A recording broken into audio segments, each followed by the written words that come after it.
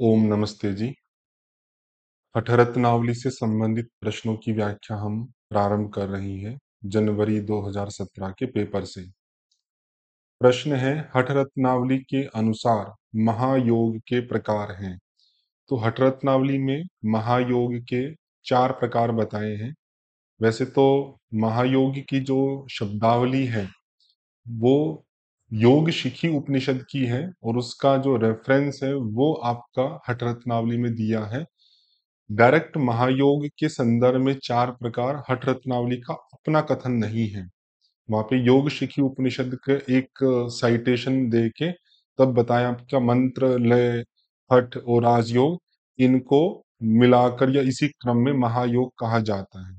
क्योंकि और कोई बेटर ऑप्शन नहीं बन रहा है तो 4 ही आप यहाँ पे चूज करिएगा। वो योग के 4 प्रकार कौन से हैं आपके? मंत्र योग,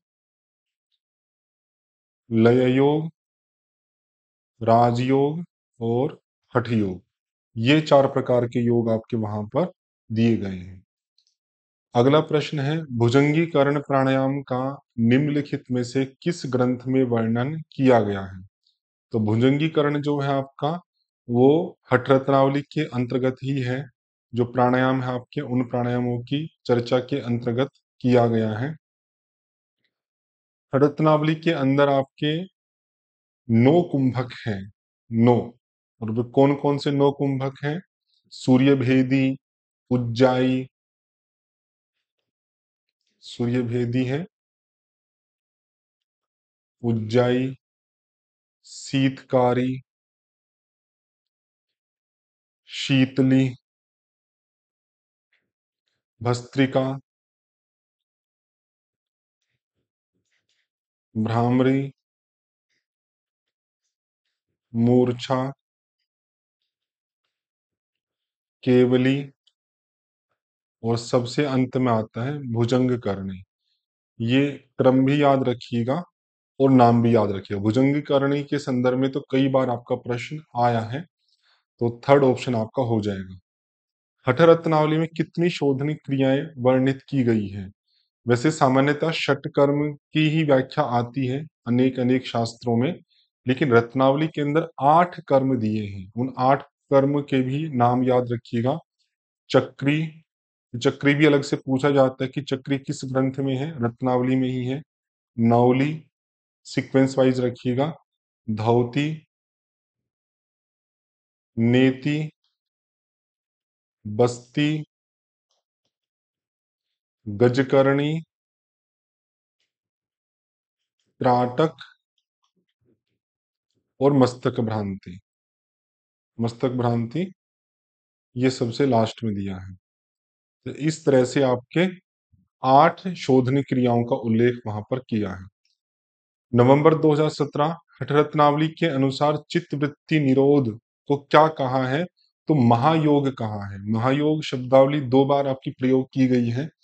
हठरत्नावली के अपनी जो शब्दावली है उसमें चित्तवृत्ति निरोध को महायोग कहा है और योग शिखी उपनिषद के संदर्भ के अनुसार वहां पे मंत्र, लय, हठ और राजयोग को भी महायोग कहा है। तो यहाँ पे और कोई ऑप्शन है नहीं, तो महायोग हम चूज करेंगे। हठरत्नावली में वर्णित कुंभकों के प्रकार हैं। ये अभी मैंने बताए थे आपको 8 प्रकार के 9 प्रकार के कुंभक हैं। 9 जैसे भस्त्रिका भी है वहां पे, भ्रामरी भी है, केवली भी है, भुजंग करणी भी है, मूर्छा, लेकिन प्लाविनी नहीं है। आपको ध्यान होगा, देखो कौन कौन से थे।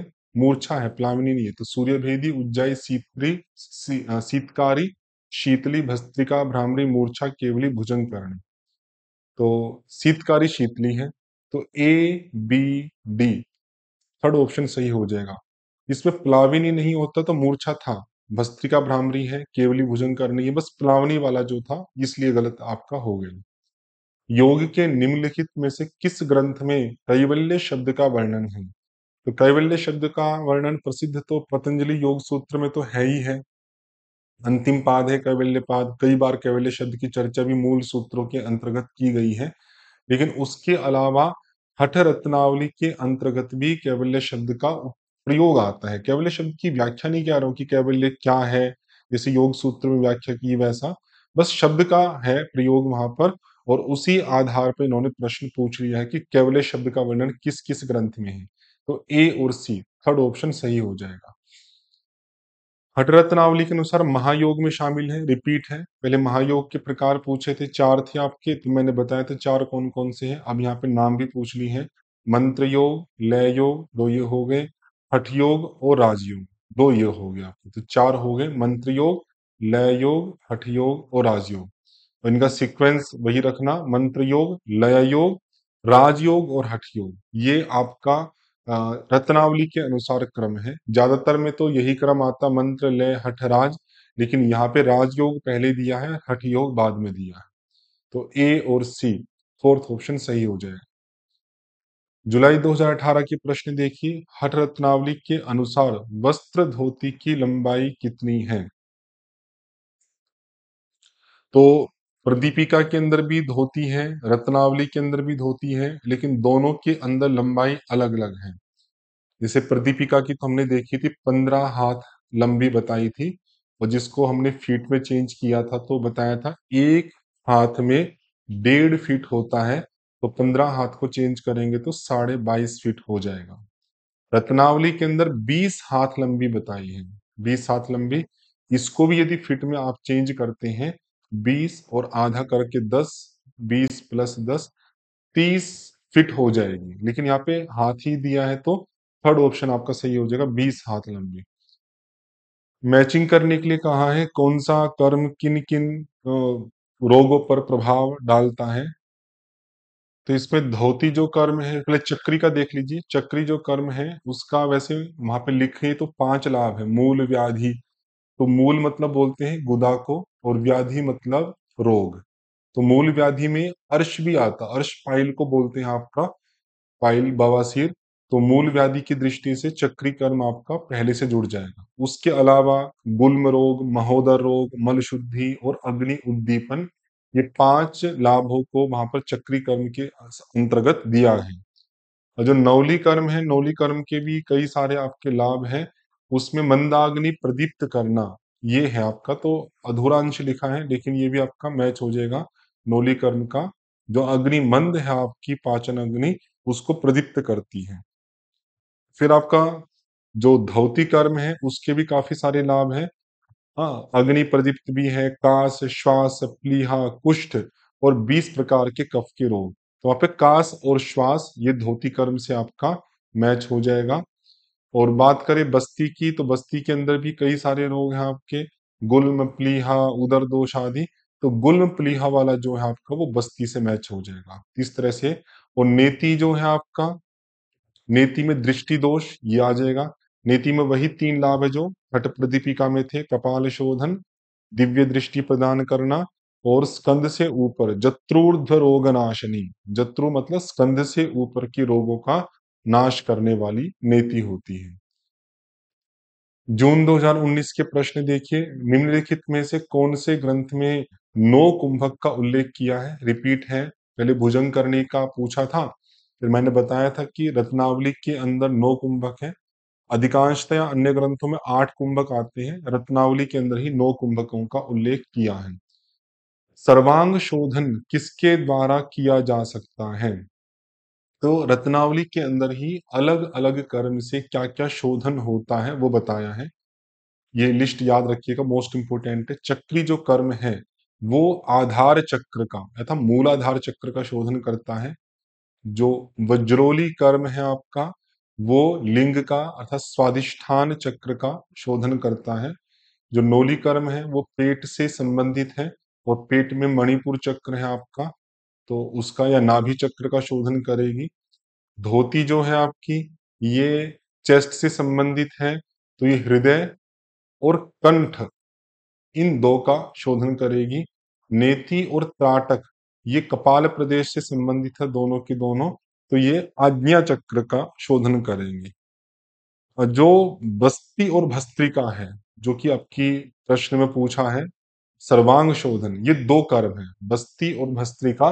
ये सभी अंगों का, ये सभी चक्रों का शोधन करते हैं। तो बस्ती और भस्त्रा कर्म, डी ऑप्शन आपका हो जाएगा। बाकी याद रखिएगा, मोस्ट मोस्ट इंपोर्टेंट है। दिसंबर 19 में कोई प्रश्न था नहीं। जून 2020 का देखिए, हठ रत्नावली के अनुसार मूल बंध के अभ्यास से कौन से तत्व एक हो जाते हैं? तो मूल बंध हमें पता है मुद्राओं के अंतर्गत आता है, और वहां पे कई प्रकार की एकता बताई गई है मूल बंध में कि इस इसकी एकता हो जाती है। तो वही प्रश्न यहाँ पे पूछा है। तो वहां पे दो एकताएं रखी है, प्राण अपान की एकता और नाद बिंदु की एकता। तो नाद बिंदु तो दिया नहीं, प्राण और अपान, ये आपका आंसर सही हो जाएगा। उसके अलावा और भी लाभ है, मलमूत्र की अल्पता, वृद्धि का युवा हो जाना, अग्निशिखा बढ़ना, कुंडली जागरण होना और ब्रह्मनाड़ी में प्रविष्ट हो जाना। तो अपना बी ऑप्शन सही होगा। हठ रत्नावली के अनुसार चित्त वृत्तियों के नियंत्रण को कहा है, रिपीट है, पहले भी पूछा था कि महायोग किसे कहा जाता है, या चित्त वृत्ति निरोध को क्या कहा जाता है, महायोग। सेम क्वेश्चन आपका पहले भी आया था।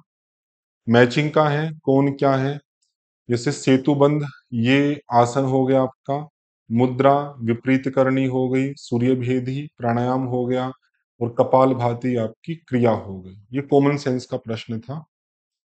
श्रेष्ठता के आधार पर व्यवस्थित कीजिए कि कौन किससे श्रेष्ठ है। यहाँ भी रेफरेंस नहीं दिया है, तो कॉमन सेंस के आधार पे करेंगे। सबसे पहले आता है मंत्र योग। रत्नावली के संदर्भ में मत देखना, कॉमन सेंस जो प्रसिद्ध है वही। मंत्र योग पहले पे, दूसरे पे लय योग आता है, बी और सी, और फिर तीसरे पे आता है हठ योग, और चौथे पे आता है राजयोग। मतलब सभी योगों में सबसे श्रेष्ठ राजयोग मानते हैं। आप देखेंगे कि जितने भी ये हठ योग के ग्रंथ हैं, इनमें इन दो की सबसे कम चर्चा है, मंत्र योग की, लय योग की। इनमें अधिकांश चर्चा हठ योग की। और हठ योग का भी जो प्रयोजन बताते हैं, वो हठ योग से अगला जो लेवल है राजयोग का, उसकी प्राप्ति के लिए बताते हैं कि हठ योग जो है उसका राजयोग के साथ में अविनाभाव संबंध है। अगर राजयोग की प्राप्ति नहीं करेंगे तो हठ योग को प्राप्त करना व्यर्थ हो जाएगा। तो फोर्थ ऑप्शन सही होगा। दिसंबर 21 में भी कोई प्रश्न नहीं था। जुलाई 2022 में देखिए, मयूरासन के 6 प्रकार किस ग्रंथ में हैं? तो रत्नावली के अंदर बहुत सारे आसन दिए हैं, 84 आसन है। सबसे ज्यादा जो आसन है वे रत्नावली के अंदर है। सबके नाम मैं याद करने के लिए नहीं कह रहा हूं, कुछ आसनों के भेद प्रभेद आप कर सकते हैं। जैसे मयूरासन के इन्होंने पूछा, मयूरासन के 6 प्रकार आपके रत्नावली में ही है, और 6 के नाम आप ध्यान रख सकते हैं। जैसे दंड मयूरासन, या पार्श्व मयूरासन, सहज मयूरासन, बंध मयूरासन, पिंड मयूरासन, एक पाद मयूरासन। तो मयूरासन के ये 6 भेद हो गए। ऐसे पद्मासन है, उसके 4 भेद हैं। बंध या बद्ध पद्मासन, कर पद्मासन, संपुटित पद्मासन और शुद्ध पद्मासन। ये पद्मासन। ऐसे कुक्कुटासन के 5 भेद दिए हैं। पंचचूली कुक्कुट, पंचचूली कुक्कुट, एक पाद कुक्कुट, आकारित कुक्कुट, बंध चूली, चूली में 2, पंचचूली भी है और बंद चूली भी, और पार्श्व कुक्कुट। बाकी के सिंगल सिंगल नाम है, भेद नहीं है। भेद की दृष्टि से ये 3 ही आसन है, कुक्कुटासन जिसके 5 हैं, पद्मासन जिसके 4 हैं, और मयूरासन जिसके 6 भेद हैं। एक ही प्रश्न था। फरवरी 2023 का देखिए, भैरवासन का वर्णन किस ग्रंथ में आया है?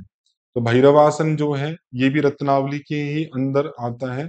उन 84 आसनों में बहुत सारे आसन है जिनके नाम हमने सुने भी नहीं है। आप चाहो तो अलग से पढ़ सकते हैं।